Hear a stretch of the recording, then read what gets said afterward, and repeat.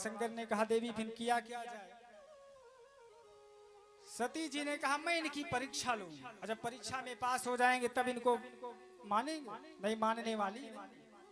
भगवान सोचे अब सती जी की बुद्धि जो है वो एकदम से कुंठित हो गई, तो जाओ देवी परीक्षा ले लो। सती जी सोची हाँ प्रभु परीक्षा तो जरूर लेंगे, लेकिन यहां से कोई गड़बड़ी नहीं करेंगी। सती जी भी इतनी चालाक, शंकर जी के पास से कुछ दूर जब चली तो सती जी ने किया क्या, बोले सीता जी का ही रूप बना लिया, और सीता जी का रूप बना करके वो भगवान के ही सामने आ गई। अब लक्ष्मण जी देखे तो बड़े अचंभे, लक्ष्मण जी सोचे कि मिल गई जानकी जी, लेकिन भगवान देखे, जैसे ही भगवान ने देखा हो देवी प्रणाम, और जैसे ही प्रणाम किया भगवान ने कहा देवी आज अकेले क्यों। देवी सोच गई सारी पुल पट्टी तो खुल गई। देवी समझ गई कि अब सारी पोल खुल गई, अब यहां से क्या करो। अब भगवान शंकर इधर सोच रहे हैं कि चाहे देवी जो भी करें, अरे होई है सोई जो राम रच राख, जो भगवान चाहेंगे वही होगा, इनके करने से कुछ होने वाला नहीं। अब महाराज जैसे ही भगवान ने पहचान लिया, अब सती जी जिस स्पीड से आगे गई थी उसकी दुगनी स्पीड से पीछे हाँ लौटने लगी। भगवान ने कहा देवी जी कहाँ जा रही हो, अरे कम से कम प्रणाम का जो प्रणाम किया उसका आशीर्वाद तो देते जाओ, अरे हाल चाल बता दो बाबा जी कैसे हैं। अब देवी जी को बस एक ही चीज दिख रहा है, चारों तरफ वही परब्रह्म, कैसे पहचान गए। देवी जी जब आई, इधर भगवान वट वृक्ष के नीचे भगवान शंकर बैठे हैं। वट वृक्ष के नीचे क्यों बैठे, क्योंकि वट वृक्ष जो है वो विश्वास का प्रतीक है, इसलिए भगवान शंकर वट वृक्ष के नीचे बढ़िया राम नाम गुण गा रहे हैं। और देवी जी आई, भगवान शंकर ने कहा कहो देवी ले ली परीक्षा। अरे देवी जी ने कहा कुछ नहीं ली परीक्षा।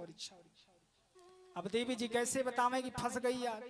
हाँ माताएं जब फंस जाती है तो नहीं बताती, अब कोई काम हो जाए ना तो महाराज हाँ जय जय। अब सती जी ने कहा देखो मैंने कोई परीक्षा वरीक्षा नहीं ली। भगवान शंकर ने कहा ऐसे कैसे हो सकता है नहीं परीक्षा ली। देवी जी ने कहा देखो मैं जैसे ही गई, जैसे ही आपने प्रणाम किया है, वही है सोई जो राम रच राख। भगवान तो यही पंक्ति याद किए हैं कि जो भगवान चाहेंगे वही होगा। लेकिन सती जी कह रहे हैं कछु न परीक्षा ली, न कोई परीक्षा वरीक्षा नहीं ली। और जैसे आपने प्रणाम इनको यहाँ किया था ना कि इन्हें प्रणाम तुम्हारी नाही, तुम्हारी जैसे मैं भी प्रणाम कर ली। भगवान सोचे कि 7 दिन से इनको बता रहा हूं कि प्रणाम कर लीजिए प्रणाम कर लीजिए, यही परब्रह्म है। 7 दिन से इनकी बुद्धि में नहीं घुसा, और ये कैसे अकेले में घुस गया। शंकर जी ने ध्यान लगाया, और जैसे ही ध्यान लगाया तो शंकर जी को पता चल गई कि देवी जी इतना बड़ा पाप कर दी। सीता का वेश बना करके भगवान के सामने गई। आज भगवान शंकर जब इस बात को जाने हैं, भगवान शंकर ने आज एक दृढ़ संकल्प किया है कि आज के बाद ये शंकर इस जीवन में दोबारा तुम्हें कभी प्राप्त होने वाला नहीं। यही तन सती भेंट मोहि। हे सती सुनो, अब इस जन्म में हमारी और आपकी भेंट होने वाली नहीं है। भगवान शंकर समाधि में चले गए हैं।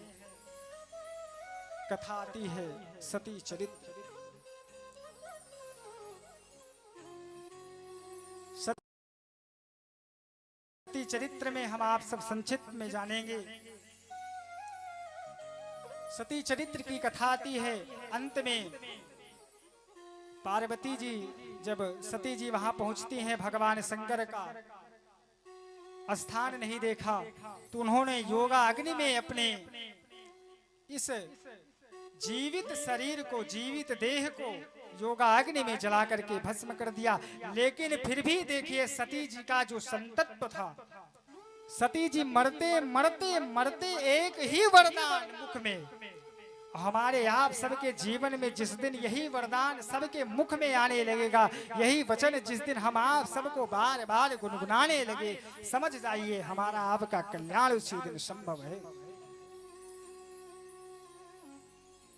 सती जी ने अंत समय में क्या मांगा कि सती मरत हरि सनवर मांगा, सती मरत हरि सनवर मांगा, सती मरत हरि सनवर मांगा, सती मरत हरि सनवर मांगा, सती मरत हरि सनवर मांगा, जन्म जन्म शिव शिव और अनुरागा, जन्म जन्म शिव पद अनुरागा, जन्म जन्म शिव और अनुरागा, तेहि कारण गिरिग्राह जा